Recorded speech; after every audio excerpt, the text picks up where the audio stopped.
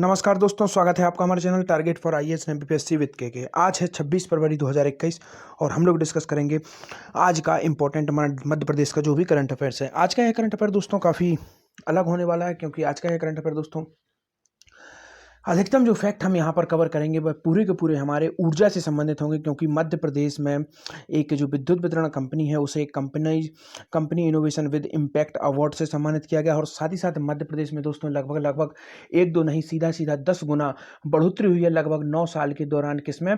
नवीनीकरणीय ऊर्जा के क्षेत्र में। तो और भी क्या क्या कदम नवीनीकरणीय ऊर्जा के क्षेत्र में उठाए गए हैं मध्य प्रदेश गवर्नमेंट द्वारा और उनसे क्या क्या इम्पैक्ट हुए हैं, यहाँ तक कि मध्य प्रदेश ने भारतवर्ष के लिए एक मिसाल पेश की है नवीनीकरणीय ऊर्जा के क्षेत्र में। तो यह सब हम डिस्कस करेंगे। तो अगर आप पहली बार इस चैनल को विजिट कर रहे हैं तो प्लीज़ चैनल को सब्सक्राइब कर दीजिए, बेल आइकन को दबा दीजिए।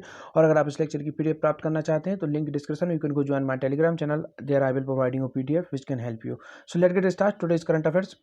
तो हमारा पहला क्वेश्चन है दोस्तों, प्रदेश में नवीनीकरणीय ऊर्जा क्षेत्र में कितने गुना की बढ़ोतरी हुई? तो मैंने आपको शुरुआत में ही बता दिया है कि एक दो गुना नहीं सीधा 10 गुना वृद्धि हुई है मध्य प्रदेश में नवीनीकरणीय ऊर्जा के क्षेत्र में। तो यह काफी अधिक इंपॉर्टेंट है।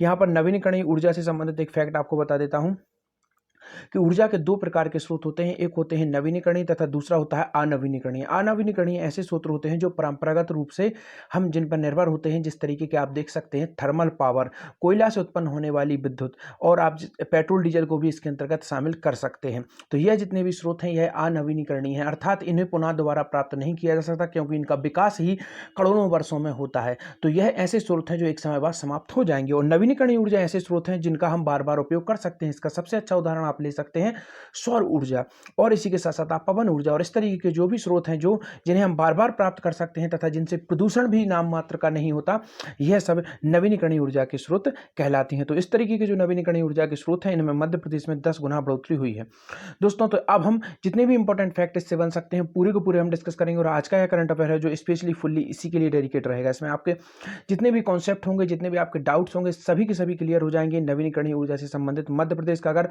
कोई भी क्वेश्चन यहां से बनेगा दोस्तों, क्योंकि नवीनीकरणीय ऊर्जा साथ ही साथ पर्यावरण पर काफी अधिक जोर रहता है और करंट से इससे जितने भी क्वेश्चन बन सकते हैं मैं पूरे के पूरे आपको यहां पर डिस्कस करा दूंगा। तो चलिए आइए देखते हैं मध्य प्रदेश में प्रत्येक वर्ष कितने करोड़ टन कार्बन डाइऑक्साइड का उत्सर्जन रोका जाएगा। यह भी एक इंपॉर्टेंट फैक्ट है कि मध्य प्रदेश में अब से कितने करोड़ टन प्रत्येक वर्ष कार्बन डाइऑक्साइड का उत्सर्जन रोका जाएगा।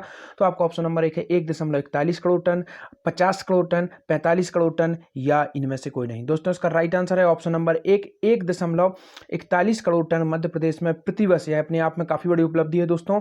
प्रतिवर्ष मध्य प्रदेश में 1.41 करोड़ टन जो कार्बन का उत्सर्जन है वह रोका जाएगा। यहां पर आपको एक और इंपॉर्टेंट फैक्ट बताने देना चाहूंगा, कार्बन क्रेडिट के माध्यम से 50 लाख रुपए की पूंजी अर्जित करने वाला मध्य प्रदेश का कौन सा शहर था दोस्तों? एकमात्र शहर था। इसका नाम क्या था? इसका जवाब आप लोगों को देना है। चलिए मैं ही बता देता हूं, इसका नाम था दोस्तों इंदौर। याद रखिए, इंदौर ही ऐसा शहर था जो कि कार्बन क्रेडिट के माध्यम से, मध्य प्रदेश का एकमात्र ऐसा शहर था जिसने कार्बन क्रेडिट के माध्यम से 50 लाख रुपए अर्जित किए थे। मध्य प्रदेश ही नहीं दोस्तों, देश का ऐसा पहला शहर था ये।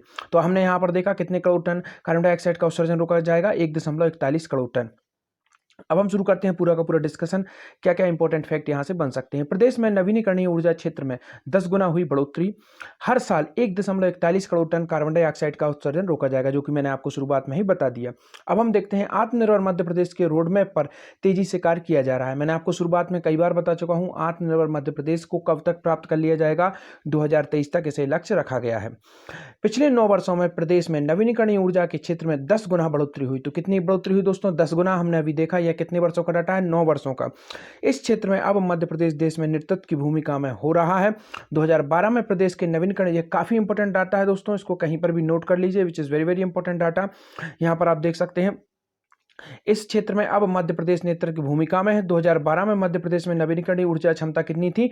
मात्र 491 मेगावाट थी। अब जो बढ़कर कितनी हो चुकी है दोस्तों? 5042 मेगावाट हो चुकी है, जो आप समझ सकते हैं लगभग 10 गुना है। और 10 गुना की बढ़ोतरी की है मध्य प्रदेश ने आपके 9 साल के अंदर अंदर। हर साल लगभग 1,41,00,000 टन, जो कि मैंने आपको यहाँ पर बता ही दिया है। यह देखिए आप 1,41,00,000 टन कार्बन डाइऑक्साइड का क्या उत्सर्जन रोका जाएगा। और यह लगभग कितने वृक्ष लगाने के बराबर है दोस्तों? यह लगभग 43 करोड़ वृक्ष लगाने के बराबर है, जो कि अपने आप में एक मिसाल है। यहाँ पर वृक्ष का संबंध आया तो एक और इंपॉर्टेंट फैक्ट बता देता हूँ आपको दोस्तों। नर्मदा के किनारे पर कितने वृक्ष लगाए गए थे दोस्तों? 7.7 करोड़ वृक्ष लगाए गए थे 2017 में। यह भी आप याद रख लीजिए, काफी अधिक इंपॉर्टेंट है। यह वर्ल्ड रिकॉर्ड बनाया गया था मध्य प्रदेश द्वारा। अब हम देखते हैं इससे संबंधित क्या क्या इंपॉर्टेंट फैक्ट है। और सबसे बड़ा फैक्ट हमारे सामने है रीवा अल्ट्रा सोलर मेगा परियोजना। इससे संबंधित कहीं से भी क्वेश्चन पूछा जा सकता है। अब जब बात हुई है नवीनकरणीय ऊर्जा की, तो अब दूर तलक जाएगी और हम जितने भी इंपॉर्टेंट क्वेश्चन है उन सबको हम यहाँ पर आज डिस्कस करेंगे। तो देखते हैं, रीवा में अल्ट्रा मेगा सौर परियोजना ने अपनी पूरी क्षमता के साथ ऊर्जा उत्पादन शुरू कर दिया है दोस्तों। यह विश्व की सबसे बड़ी सौर परियोजना है। हमेशा याद रखिए, रीवा सौर परियोजना दोस्तों विश्व की सबसे बड़ी है, याद रखना है आपको, काफी इंपॉर्टेंट है। और इससे 750 मेगावाट बिजली प्रतिदिन बनाई जा रही है। तो आप समझ सकते हैं 750 मेगावाट प्रतिदिन बिजली बनाई जा रही है। और महत्वपूर्ण बात यह है कि इससे पैदा होने वाली बिजली प्रदेश के अलावा विद्युत वितरण कंपनियों को दिए जाने के अलावा दिल्ली मेट्रो को भी दी जा रही है। तो दोस्तों यहाँ की जो विद्युत है वह कहां पर जा रही है? दिल्ली मेट्रो को जा रही है। और मध्य प्रदेश का दोस्तों जो थर्मल पावर है वह सबसे बड़ा कौन सा है? तो मैं वो यहाँ पर आपको बता देता हूँ, सिंगरौली। याद रख लीजिए आप, सिंगरौली मध्य प्रदेश का सबसे बड़ा थर्मल पावर प्रोजेक्ट है दोस्तों। और सिंगरौली मध्य प्रदेश का सबसे पूर्वी जिला भी है दोस्तों। और यहाँ पर यह भी बता देना चाहूंगा कि सिंगरौली को मध्य प्रदेश की ऊर्जा राजधानी भी कहा जाता है। चलिए आइए देखते हैं नेक्स्ट क्वेश्चन। ओमकारेश्वर में अनूठी सोलर फ्लोटिंग परियोजना। तो अभी हमने देखा रीवा सौर परियोजना को, इसी से संबंधित मैं कई बार आप लोगों को बता चुका हूँ। फ्लोटिंग जो सौर परियोजना लगाई गई है, ऐसा करने वाला भी मध्य प्रदेश एकमात्र राज्य है हमारे देश में। और जो नदी के ऊपर सोलर जो पैनल है उनको लगाया गया है। तो देखते हैं, ओमकारेश्वर में नर्मदा नदी पर अनूठी सोलर फ्लोटिंग परियोजना स्थापित की जा रही है। इसके अंतर्गत इसके लिए वर्ल्ड बैंक द्वारा सर्वे चालू कर दिया गया है। तो वर्ल्ड बैंक द्वारा यह है, और इसकी लागत 3,000 करोड़ रुपए होगी दोस्तों। और ऊर्जा उत्पादन क्षमता 600 मेगावाट होगी। इस योजना को वर्ल्ड बैंक प्रेसिडेंट अवार्ड भी दिया गया है। तो यह यहाँ पर सबसे अधिक इंपॉर्टेंट फैक्ट यही बनता है हमारा, कि वर्ल्ड बैंक